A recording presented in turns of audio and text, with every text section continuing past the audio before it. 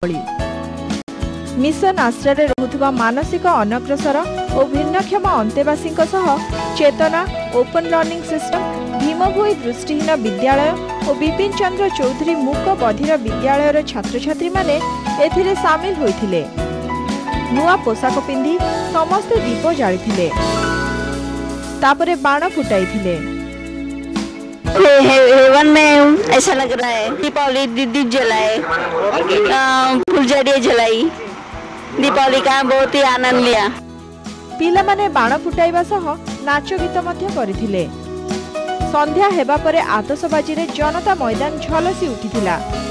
एभली कार्यक्रम मानसिक भिन्नक्षमଙ୍କୁ समाजर मुख्य स्रोतरे सामिल हेबाकू प्रेरणा जोगाइबो बोली मिशन आश्रा पक्षरु कुहा जायछि।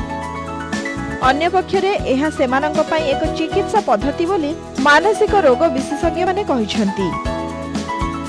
विभिन्न भिन्नक्षम विद्यालय मानकरू पिला मानकू एथिरे इन्वॉल्व करिछु एवं हमर लक्ष्य रहिछि जे एई जो उत्सव हम आरंभ करछु एथिरे साधारण लोक मानकर सहभागिता रहइबो। मुख्य स्रोत को आनी लगी जो माने पछे जाइचंती, जो माने समाज तो अलग हो जाइचंती, एई जो आमे पर्वपर्वाणी पालन करूछे ताको मन में गोटे उल्लास भावना आछी, समाज सहित मिसुचंती, तेने एटा गोटे सामाजिक चिकित्सा पद्धति।